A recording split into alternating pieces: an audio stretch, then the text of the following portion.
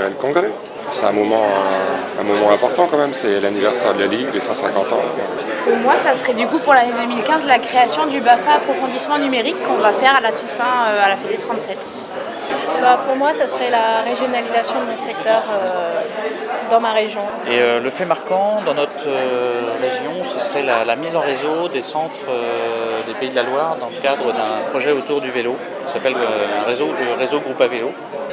Les 150 ans de la Ligue de l'enseignement. Oui, le congrès à Strasbourg qui était vraiment très intéressant.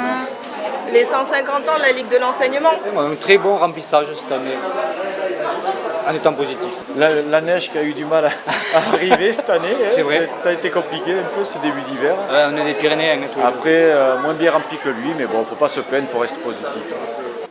Pour moi, l'événement marquant, c'est les attentats.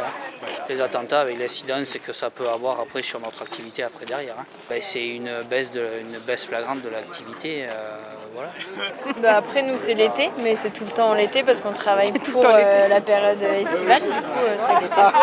Parce que ça a été un bel été où il n'y a pas eu trop de soucis, où c'était plutôt agréable. Donc c'est marquant, mais dans le bon sens.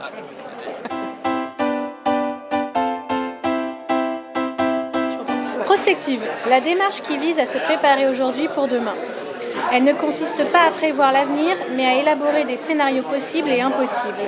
Moi, je suis assez sensible à l'idée de scénario impossible, parce que qui peut, comme on dit, qui peut le moins, peut le plus, peut le non, qui peut le moins, peut le plus. Peut-être que si on a un petit peu une feuille de route, notamment sur la réflexion au niveau des groupes, en ce moment les groupes patrimoine, junior, classe de découverte, qu'est-ce qu'on va faire de tout ça au-delà de janvier? C'est de savoir un peu sur quel pied on va danser, ça peut être intéressant pour danser.